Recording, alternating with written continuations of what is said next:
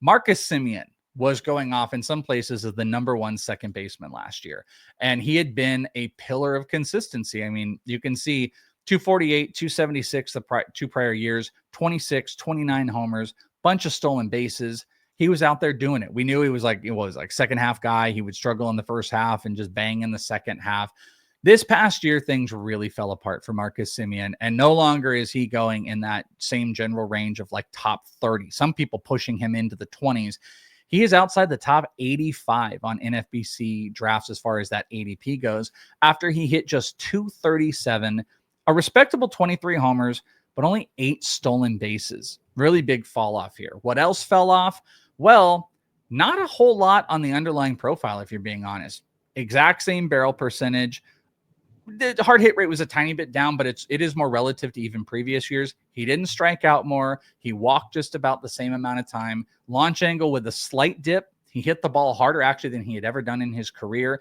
And overall, I think I said launch angle was down. XBA, 10 points down, around 250. So he underperformed his expected batting average overall, but he stopped running a bunch, which kind of has you worried about his age. So blah, blah, blah. Buy or sell the downtick in production and this version of Marcus Semien? Do you buy this as the new Marcus Semien, or do you think he can rebound and get back to what we've seen in prior years? No, I'm going to sell that this is a sustainable dip for him. I think he'll be back. As you said, the underlying numbers are still pretty solid for him. There was also a lot of issues with the Rangers last year. It wasn't just Marcus Semien. Garcia had a bad year. Corey Seager was hurt.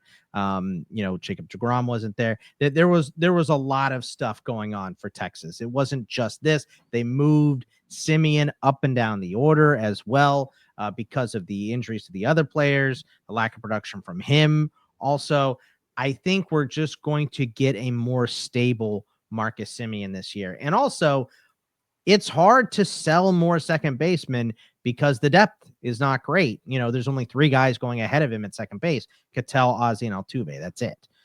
He's still ahead of Westberg, McLean, Garcia, Terang, Bogarts. I don't like the state of second base very much this season. So I think it's kind of tough to sell him. Like between him and Mark Vientos, I feel like there's a bunch of other third basemen I'd rather have. I think I'd rather have Marcus Semien in that range of where they're both going. So if I don't have the second baseman yet, obviously. So for me, I'm going to sell this dip. I think everything's going to be a little bit better for Texas this year. Seager gets back. deGrom gets back. They traded for Berger. I just think this lineup improves. So for me, I'm going to go ahead and sell Marcus Semien, looking at the end of his career. I'm a little bit worried about some of the inconsistencies on like average too. Like, he was 252 and then 239, then 202, then 287, then 206, then back down to 239, like really big, heavy swings. That's him though.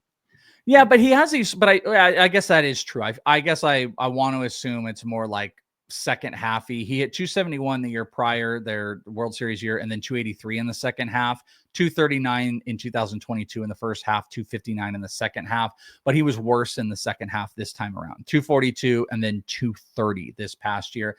He did underperform against right-handed hitters. 2 of the last 3 years prior to this, he had hit like 270 or higher against right-handed hitters. But he does have some weird splits. Like sometimes he does struggle versus righties. He also has this every other year thing, home and away. In his first year in Texas, let me actually get this because I don't want to say it inverse. I believe because that was 2022, right? 2022 at home. Yeah, he only hit 210. Then the prior year at home, he hit 292. Last year, struggled again at home, 217. And he also kind of had so some. This is his good year then. This is what Marcus Semien is, up and down. He's like a crazy, weird heartbeat. Yeah, he underperformed against fastballs. He had an XBA of 290, which is really great. It was better than the year prior. He only hit 254. But not only did he struggle against breaking and off-speed pitches, he underperformed them as well. Man, I'm teetering. I was a buy on Marcus Semien. I might be. The cost is too good here. But I can't determine like here's something that's keeping me in the buy range. He did steal 5 bases between August and September. That's more bases than he stole April through July. So he started running a little bit more in the second half. Okay, I like that. But it's still not at like a highly aggressive degree. I'm worried the average is ticking down. I'm worried the homers are becoming mediocre. I'm worried that he's not going to run. He is 34 years old, knocking on 35. Is that running going to go away even more? If he's a 20-10 guy with a 240 average, he actually might. He's in a great lineup. Jake Berger, Corey Seager gets healthy. All of a sudden, you're scoring a bunch of runs again. I really like that opportunity. I'm actually going to move into I guess I'm going to buy. So I'm going to buy Marcus Semien's downtick in production, even though I am telling you, you do look and there's some storytelling in his profile that's like, oh, like same barrel and same hard hit, and he's not striking out more, but it's like overall quality of contact. He was below league average, xWOBA, expected batting average, expected slug, exit velocity. I mean, barrel, like he's just kind of all in those. He's not getting away with stuff. He's not running as much.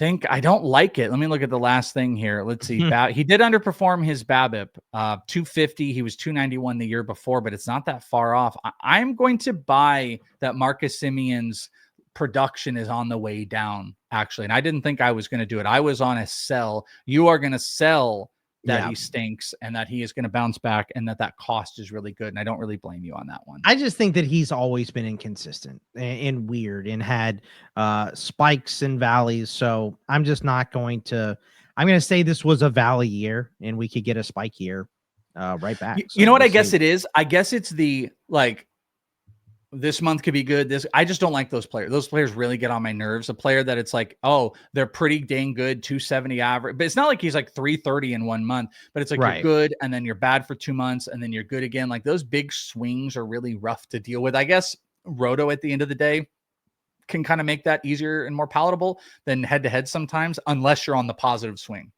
Right. Head to head, you get your stats at the end of the day, but just top 100 costs, it might not be working in that